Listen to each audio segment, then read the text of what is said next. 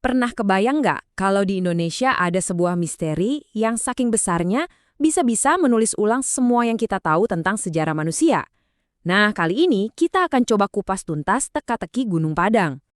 Jadi, bayangin deh, di tengah-tengah Jawa Barat ada sebuah situs yang bikin geger para peneliti di seluruh dunia. Klaimnya itu nggak main-main loh. Katanya, ini bukan sekadar bukit biasa, tapi sebuah piramida buatan manusia. Dan yang lebih gila lagi, lapisan paling dalamnya itu diperkirakan ribuan tahun lebih tua dari piramida Giza di Mesir. Kebayang ya? Dan ini bukan cuma soal tumpukan batu kuno ya. Gunung Padang itu, wah, diselimuti misteri tebel. Ada yang bilang ini ada hubungannya sama peradaban yang hilang, ada ramalan-ramalan kuno, sampai cerita-cerita supernatural yang turun-temurun. Keren banget kan? Oke, mari kita mulai bedah satu persatu ya. Kita mulai dari klaim-klaim yang paling sensasional soal Gunung Padang. Jadi sebenarnya, tempat apa sih ini?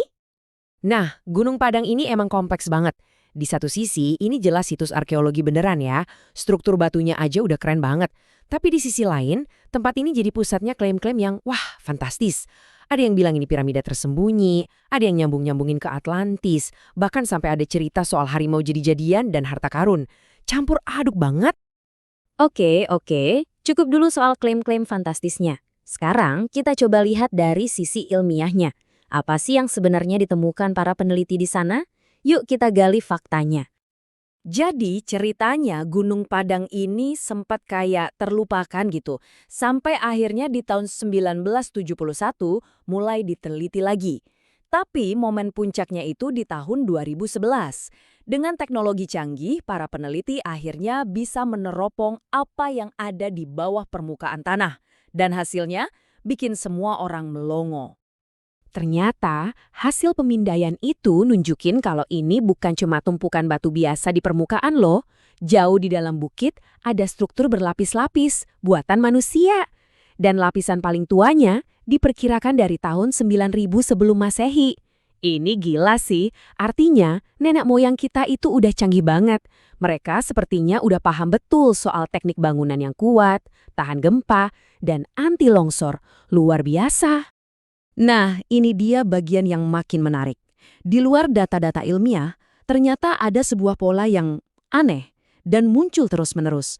Banyak yang percaya ini bukan sekedar kebetulan. Pola ini dikenal sebagai aturan angka 5. Ini tuh semacam rangkaian kebetulan yang bikin para peneliti dan warga lokal garu-garu kepala. Seolah-olah ada sebuah desain atau simbol yang sengaja ditaruh di sana. Coba deh kita lihat. Ada 5 sungai yang mengapitnya, puncaknya punya 5 teras, tiap teras dihubungkan 5 anak tangga, hampir semua batunya berbentuk segi 5, dikelilingi 5 bukit, dan sejajar sempurna dengan 5 gunung besar. Gila kan? Buat banyak orang, ini jelas bukan kebetulan. Ini tuh kayak ada pesan simbolis yang kuat banget. Nah, fenomena mencocok-cocokkan pola kayak gini tuh di Indonesia ada istilahnya sendiri, cocoklogi.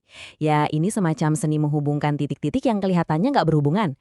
Misalnya angka 5 ini dihubung-hubungin sama rukun Islam atau Pancasila. Intinya sih, ini cara orang mencari makna yang lebih dalam dari sesuatu yang kelihatannya acak. Oke, dari angka-angka dan pola, sekarang kita masuk ke dunia yang lebih mistis, dunia ramalan. Karena situs ini memang kaya banget sama mitos dan legenda yang diceritakan dari generasi ke generasi. Salah satu teori yang paling heboh nih adalah hubungan Gunung Padang dengan Atlantis. Pendukung teori ini percaya kalau Gunung Padang itu peninggalan peradaban Atlantis yang hilang, yang katanya dulu ada di benua Sundaland, sekarang jadi Laut Jawa. Tapi ada juga argumen tandingannya. Para ahli sejarah bilang Atlantis itu cuma cerita fiksi karangan filsuf Plato, jadi nggak pernah beneran ada. Selain teori global soal Atlantis, ada juga ramalan lokal yang, jujur aja, agak bikin merinding. Jadi, puluhan tahun lalu, ada seorang kakek yang bilang ke cucunya, nanti di dekat gunung itu bakal dibangun pasar. Waktu itu kedengarannya mustahil banget kan? Lokasinya terpencil gitu. Tapi ramalan itu jadi kenyataan. Nah, si kakek juga ngasih ramalan kedua. Kalau Gunung Padang sudah ramai dikunjungi orang, itu tandanya kiamat sudah dekat. Selain itu, masih banyak mitos lain. Ada yang percaya teras kelima itu singgasananya Prabu Siliwangi, Raja Sunda yang konon bisa berubah jadi harimau putih. Goresan di batu-batunya dibilang bekas cakaran harimaunya.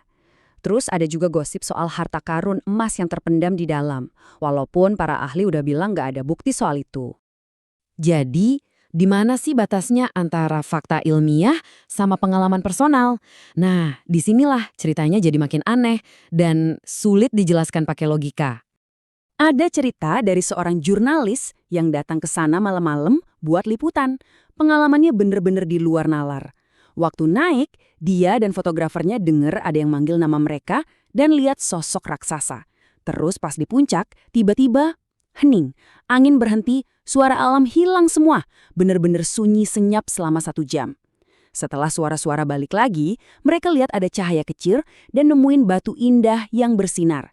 Kata juru kuncinya, batu itu hadiah. Mereka diizinkan untuk menemukannya, padahal banyak orang yang nyari berhari-hari nggak dapat apa-apa. Pada akhirnya, Gunung Padang ini emang masih jadi teka-teki besar. Apakah ini bukti nyata peradaban super canggih yang hilang di telan zaman? Atau ini adalah tempat di mana batas antara dunia nyata dan dunia gaib itu jadi tipis banget? Mungkin jawabannya ada di tengah-tengah dan masih menunggu untuk diungkap. Kalau menurut kalian sendiri gimana? Rahasia apa sih yang sebenarnya tersembunyi di sana?